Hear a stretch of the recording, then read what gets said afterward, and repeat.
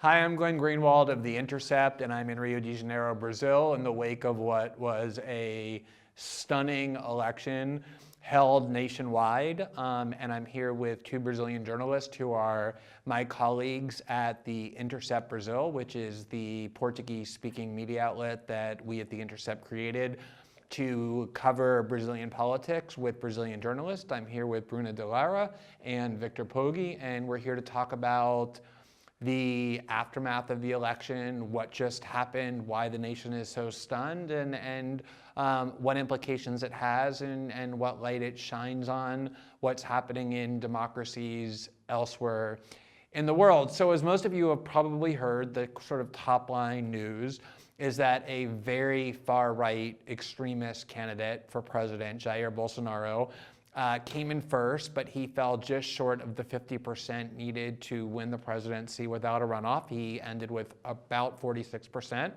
And he will therefore, in 3 weeks, on October 28th, face the second place candidate, who is Fernando Haddad of the Workers' Party, which has ruled the country since 2002. That's the party of former presidents Lula da Silva and Dilma Rousseff. He finished with 29%, so well behind Bolsonaro. So we're going to talk about whether he can close the gap, what the implications are, and also the extraordinary results in basically all throughout Brazil. So to begin with, Bruna, why don't we start with the sort of person of the week, which is Jair Bolsonaro. I think people around the world have often heard the Western media refer to him as Brazil's Trump. I personally think that's wildly understating the case. I regard him as being much closer to, say, President Duterte of the Philippines, or even General Sisi, the dictator of Egypt, than Donald Trump. But talk about your understanding of Jair Bolsonaro. He's been in politics for 30 years. What has been his trajectory? And how do you view his current posture and ideology, and what we could expect of him if he were to win? I think it's hard to put into words who is Jair Bolsonaro, because up until like 7 years ago, most people didn't know him. I think he gained most of his fame when he started appearing on a popular TV show called CQC, or CQC. And he used to say a lot of absurd things, like he once admitted on camera that he raped a chicken when he was young. And people laughed at that because they thought, oh my God, who's this person? He's absolutely insane. And then he started becoming famous. And well, he was in Congress long before that. But I think that's when people really started getting to know him. So Bolsonaro began as kind of this fringe joke that people found almost attracted to because he was kind of like almost a clown. Yeah. Since then, though, his ideology has become more concrete in terms of where we place him on the political scale. So talk about, since he has become well known on the national scene, what we've learned about him and his ideology and his actual political views. He's a former army person, and he has always been a defendant of the dictatorship that we've had in Brazil in the 60s, from the 60s to the 80s. And he also said once on camera, that was a long time ago, someone asked him, what would you do if you became president? And he said, I would immediately shut down Congress. And he said he thinks that the big mistake of our dictators was that they tortured people. No, they didn't kill them, even though they did kill a lot of people, including journalists. So in other words, his criticism of them was not they tortured them and torture is wrong. It was that they only tortured them instead of torturing and killing more. Yeah, he said, I think they should have killed like 30,000 people. He said that. And another one of his big topic points is homosexuality. And I think that he also gained a lot of fans with that. He is openly homophobic. He has said stunning things like that he thinks that LGBT people's blood is inferior to straight people's blood. He said, I would be incapable of loving my son if he was gay. And I think people relate to that because we live in a very homophobic society. And I mean, to be clear, some of these statements that you referred to are from 15 years ago or 10 years ago, but these kind of statements about the blood of LGBTs being inferior, him saying that I'd rather learn that my son died in a car accident than learn that he was gay, are very recent. I mean, they're within the last 2 or 3 years. And as you said, they're not really the kinds of comments that just kind of were throwaway lines. They're a big part of his appeal. What about in terms of women? Because that has been for some time a commonly held view that he was going to have problems with attracting female voters. He did attract a good number of female voters, but probably not as many as he would have wanted to have won in the first round. What's the issue with him and female voters? Well, he's also openly misogynistic. He said, I would never hire a woman and give her the same salary as I would a man because a woman can get pregnant. And I don't know how to say this in English, but he once referred to his daughter as like, I have 4 sons and my youngest is a woman, so I kind of weakened out.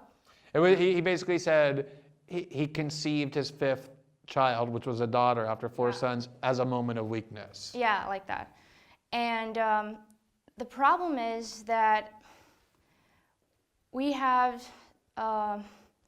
there's so much hatred towards the Workers' Party and the left right now. And I think that a lot of women, while they feel offended by these lines, they also feel like the opposition to Bolsonaro is a feminist thing, and they don't identify with feminism because they think, well, they have this stereotyped view of feminism, which is, the woman who doesn't shave, and, that's a problem for them. It's not a problem for me. I mean, if I want to shave or not, why does it matter? But, so they don't identify, and I think now we know this, but it's been clear for a few weeks that we were going to have a second. Well, before we get to that second round, which is the run-up, so we've talked about Bolsonaro's praise for the dictatorship and for torture.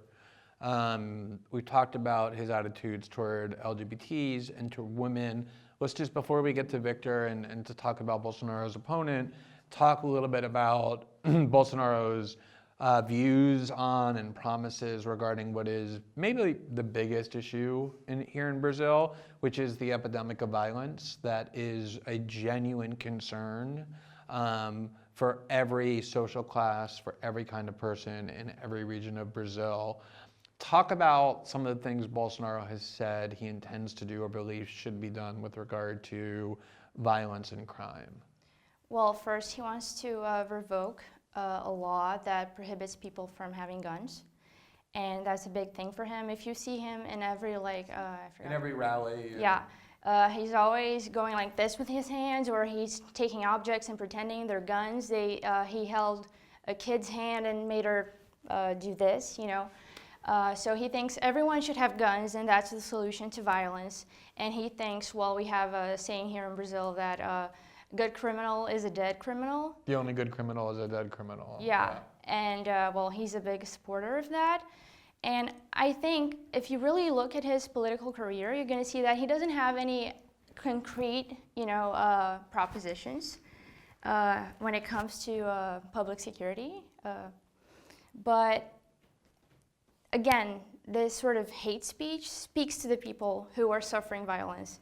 And, there's actually some controversy on this because Globo said that he once stated that if he was elected, he thought there should be, how can I say this? Queria metralhar Rocinha.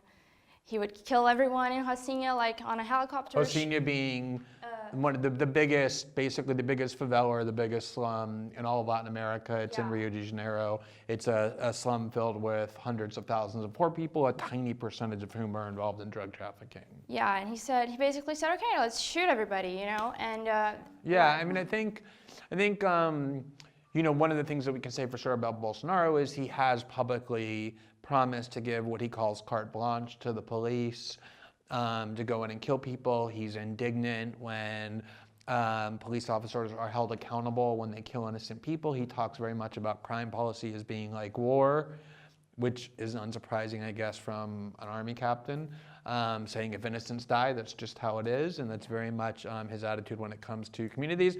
I think one thing we should add about Bolsonaro before we move to Victor and talk about his opponent is perhaps one of the smartest and shrewdest things he did was he admitted that he knows nothing about economic policy. As you said, he has no real concrete proposals.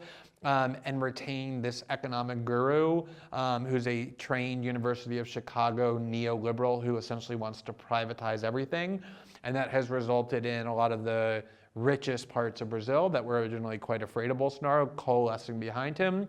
You see the international financial community, every time a poll comes out showing good results for Bolsonaro, increasing the value of the Brazilian stock market, investing in Brazil because they know that along with Bolsonaro comes this economist who essentially wants to just explicitly enact very hardcore policy of the kind we saw in Chile under Pinochet that will help the super rich at the expense of everybody else. So Victor, that's Bolsonaro, and I think a lot of people who hear that would think, wow, if you guys know that, everyone in Brazil has heard him saying things like, he wants to unleash the police in the favelas to kill innocent people, saying these horrible things about women, including telling a female colleague that she was too ugly to even deserve his rape, things of that nature.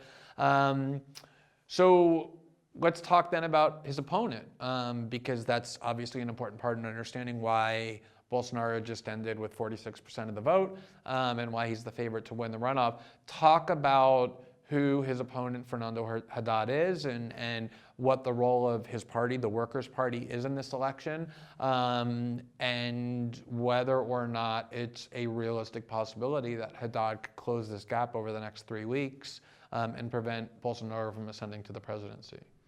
Okay, so first of all, to start, Haddad has a very uphill battle ahead of him.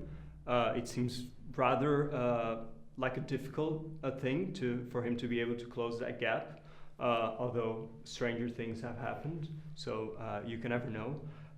Fernando Haddad is an organic member of PT, has been ever since he was in PT college. being the Workers' Party, the Partido dos Trabalhadores. Yeah, it's the center-left party, which is most famous because of Lula, our ex-president, and who has a very large international profile. So Fernando Haddad comes from the intellectual wing of that party being composed of a loose coalition of intellectuals, trade unionists, and peasant and agricultural workers. So he comes very solidly from this intellectual wing of the party. He has a PhD in I believe, Marxist philosophy. Yeah, he is a university professor. He has a doctorate. He has studied Marxism. He has studied economics. So in that sense, it's pretty much the polar opposite of Bolsonaro, because he does have years and years of study, and he does have a lot of technocratic credentials as opposed to Bolsonaro. So what is his experience in government as a technocrat? Yeah, so he first came to light when he was handpicked by Lula to be his Minister of Education, at which point he started a campaign of expanding access to public universities, which have been traditionally the best universities in Brazil, are public universities. So Haddad was known, first of all, because of an expansion of places in university, but also by installing racial and quotas and social quotas in those universities.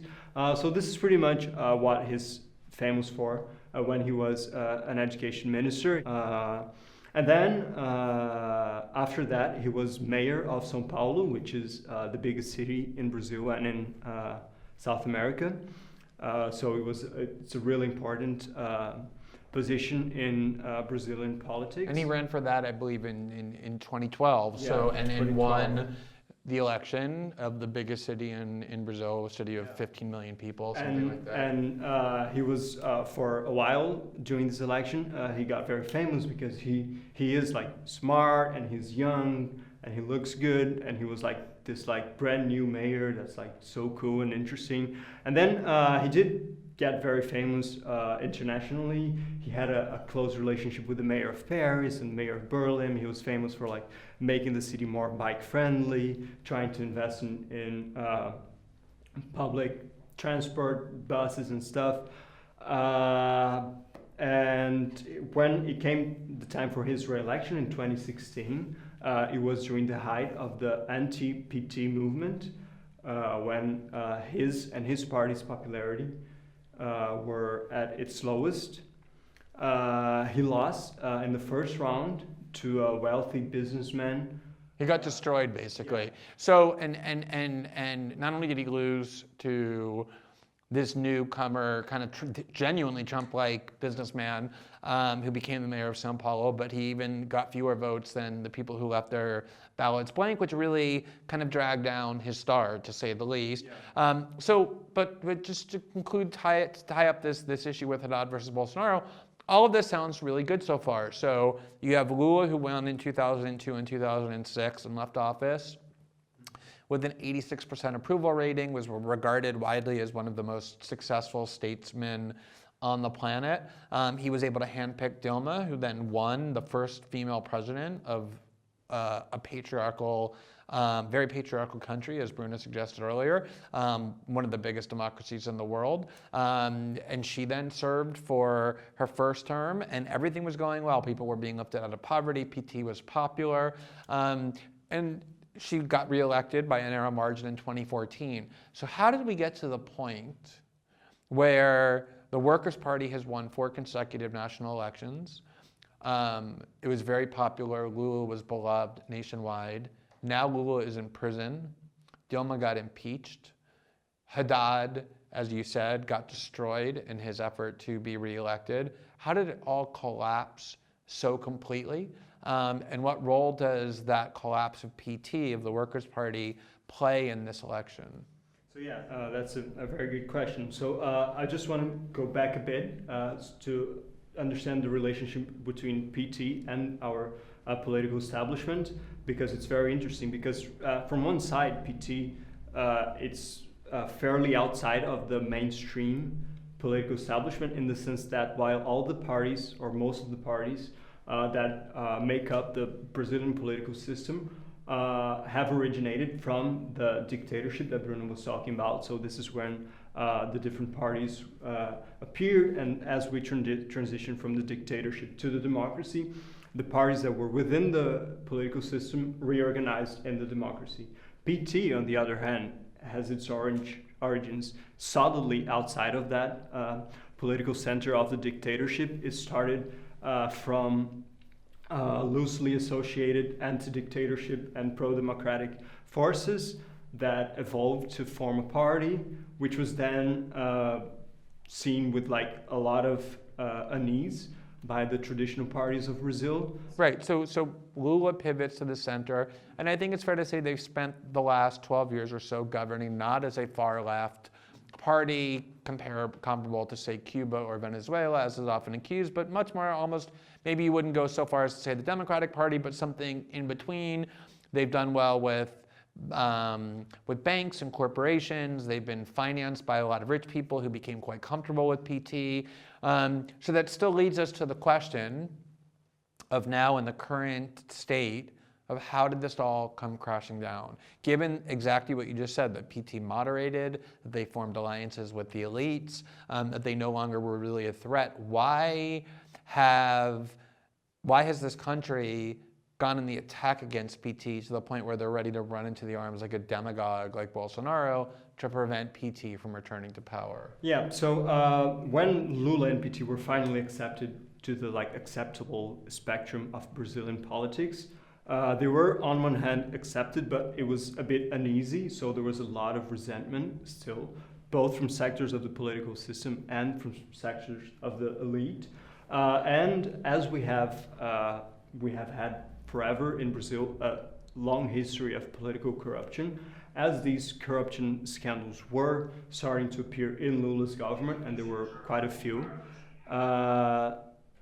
we saw that people began to turn against PT, and the vector for attacking them stopped being they're too radical and became they're too corrupt.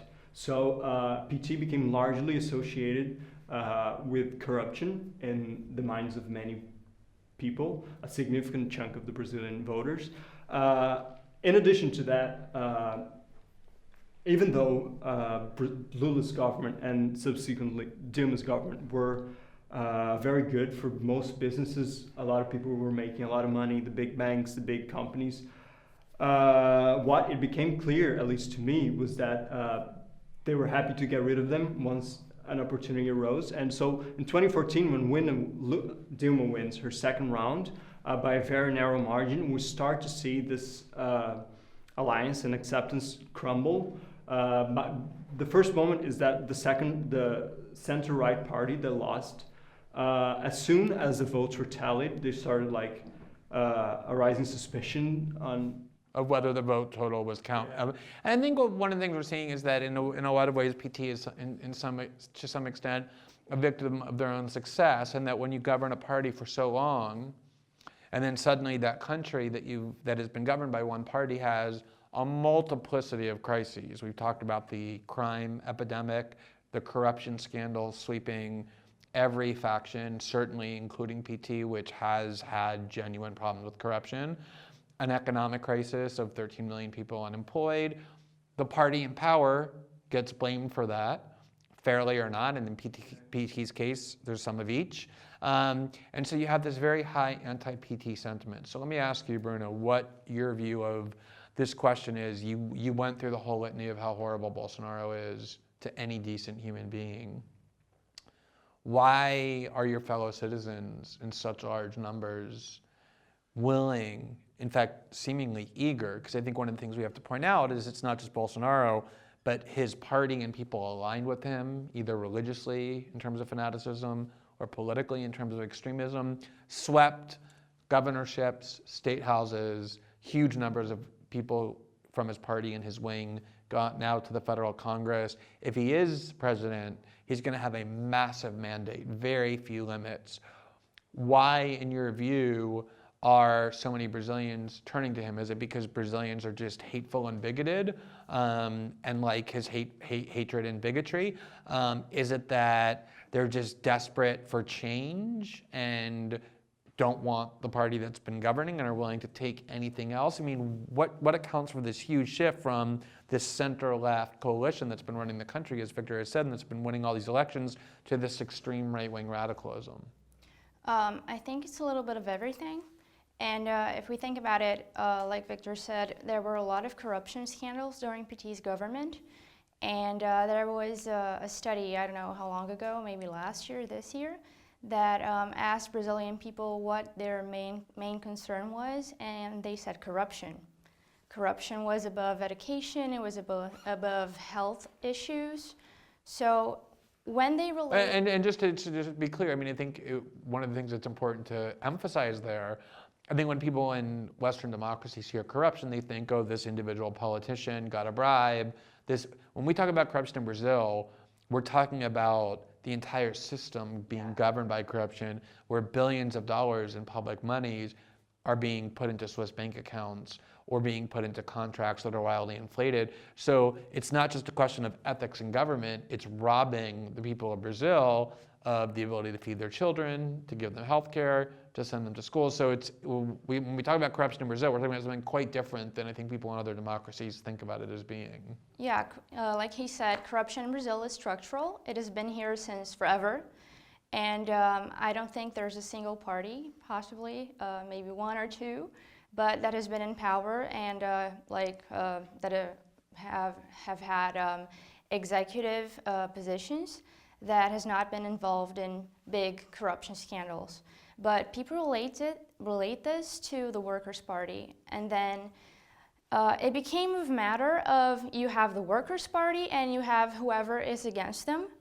And I think that is one factor. The second one is that we are in a very, very, very conservative country, you know, and but a conservative country that in 4 consecutive elections elected a former labor leader perceived as a leftist in Lula, and then the first woman president who went to prison as a Marxist guerrilla for taking up arms against the military dictatorship. So that's, I think, what is baffling to a lot of people is it is a conservative country socially, and yet politically over the last 16 years, it's been a center-left country, leading to the question of why is this now this radical shift? I think we've always been conservative in the Just attitude, mentality. yeah, I mean, when you talk about like homosexuality or feminism, again, we are very traditional. Socially conservative. Yeah, And drug exactly. policy as well. Right, drug policy, absolutely.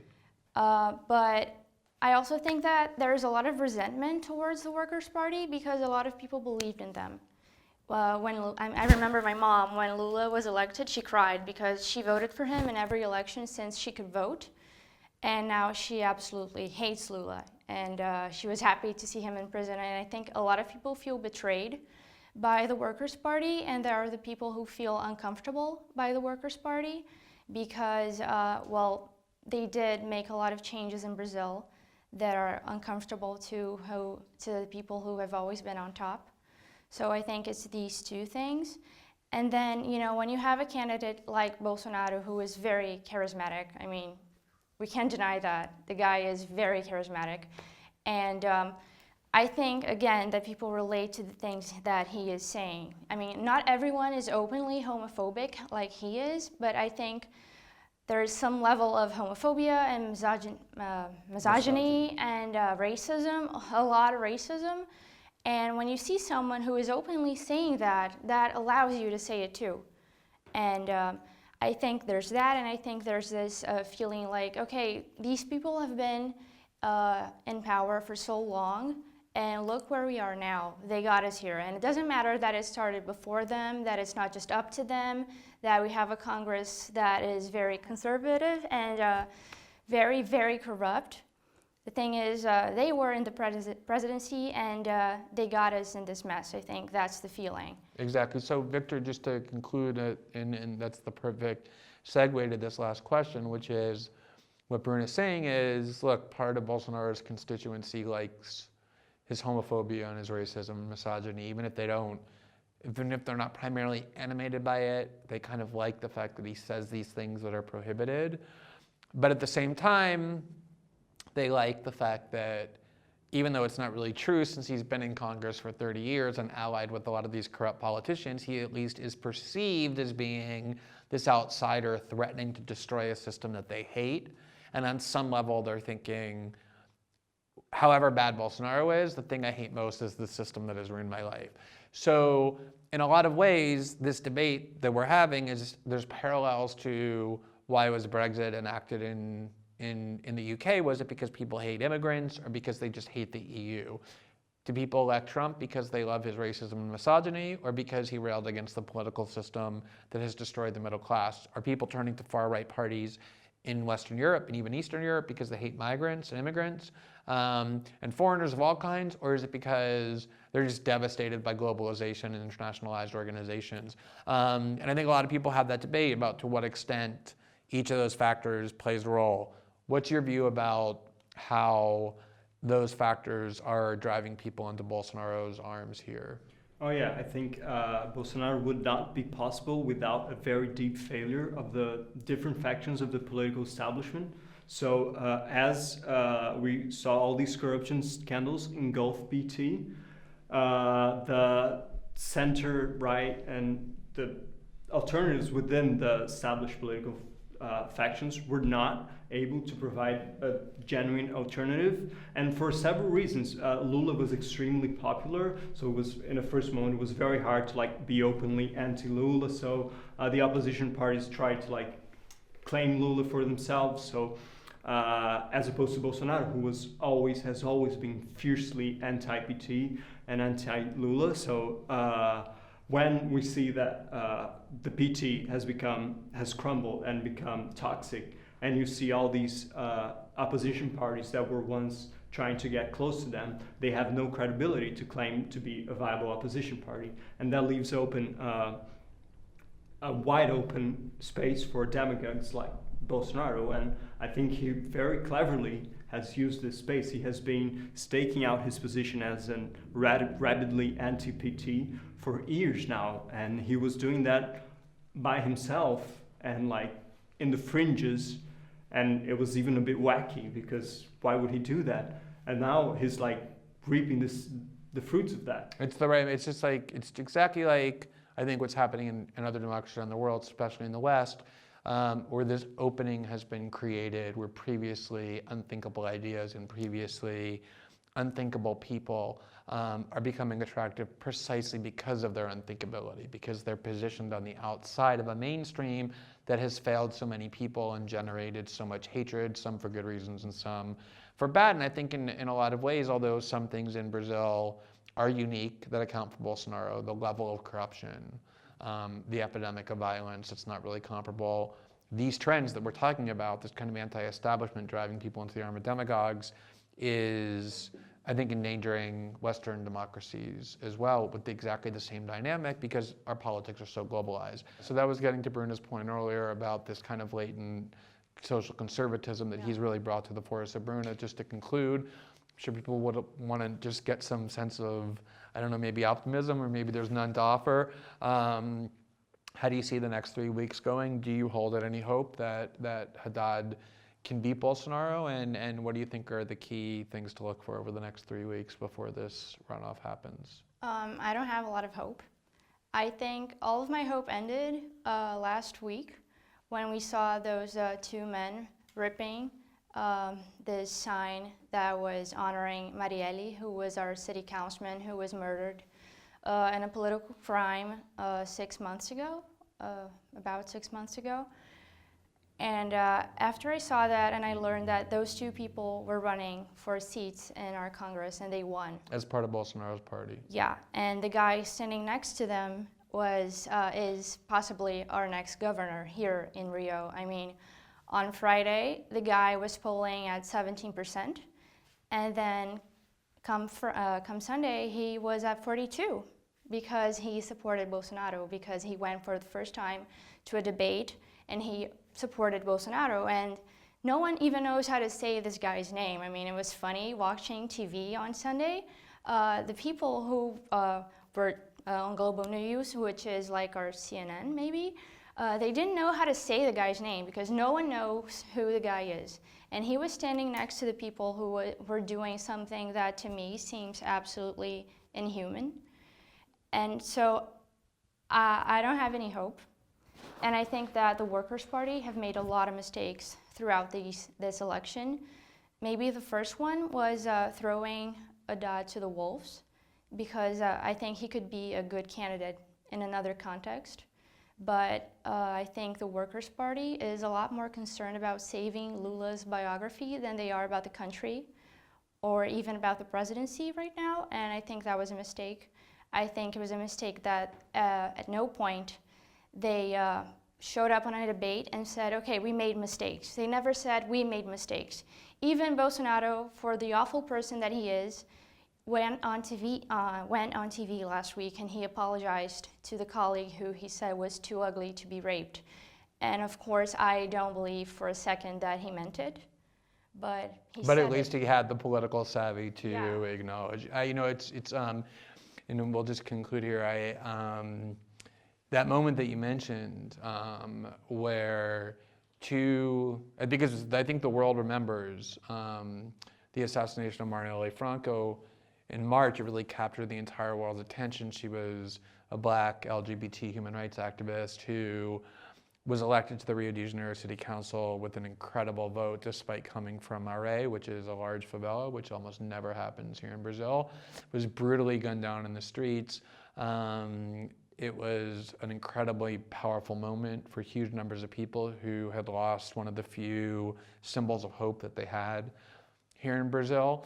6 months later, her murder is unsolved. Not a single person has been apprehended, even though we know very powerful state agents, including in the police and the military, probably are responsible. And just last week, as you said, 2 candidates, one for federal Congress, one for the state house, took her street sign, tore it up, proudly displayed it to the camera, posted it on social media with the message on social media that said to you, scumbag leftist, your days are numbered once we're in power. And I happened on election night to be with Marielle Franco's widow, Monica Benicio, who had to watch those two cretins not just get elected, as you said, but in the case of the one who actually did the ripping up of the sign, he received the most votes of any candidate in the entire state of Rio de Janeiro, not despite doing that, but because of that. Yeah. And that's the climate that is prevailing here in Brazil. And that's why when people talk about Bolsonaro being Brazil's Trump, it so radically understates the case. We're talking about a young democracy of only 33 years, not 230 years, with very weak institutions. The institutions that exist are largely behind Bolsonaro and not opposed to him the way they are in the US. And given how sweeping of a victory this election was for Bolsonaro, if he does end up winning, he's going to have few to no limits to impose his wildest dreams of the kinds that we've been talking about. And I think that's why so many people in this country, probably including all three of us and lots of others, are genuinely rattled and on some level terrorized, and so saddened by the tragic course that such an important and beautiful country has taken. So thank you, Bruna and Victor, for an outstanding conversation. Sure, yeah. I have no hope, as I have said, but there was one thing that made me happy last night. That was to see that the 3 women who worked with Marielle got elected. 3 black women from the favela. Yeah, and another one who was her friend, who was elected for city council in Niterói, which is another city here in Rio de Janeiro. And they got to much higher positions than even Marielle had. And now that gives me a little bit of hope, because even if the worst happens, we still have people on our side. We still have these 4 women who saw their colleague be shot down on the streets, and they had the courage to run, and they won. I think it's such an important point. It is very easy to talk about all the horrible things that are happening and depress ourselves and everybody else, but people under the worst conditions of deprivation and tyranny have found ways to rise up collectively and undermine even the most entrenched power. And I think it is extremely important not to spread hopelessness, but to spread hopefulness, not with naivete, but with a very realistic view of the reason why you can find inspiration and hope even in the most difficult times. So thank you very much for that and for the discussion. Thank you, Victor, as well. And thank you to all of you who have watched this. What's going on in Brazil is extremely important, not just because Brazil is a huge country, one of the largest economies in the world, a huge oil reserve, the biggest in South America, but because the dynamics here are shaping dangers to liberal democracy and basic human rights in most countries that are democracies around the world. And that's what makes paying attention to Brazil so worthwhile beyond its inherent importance as a country with 210 million people. So thank you very much for watching. I'm Glenn Greenwald with The Intercept.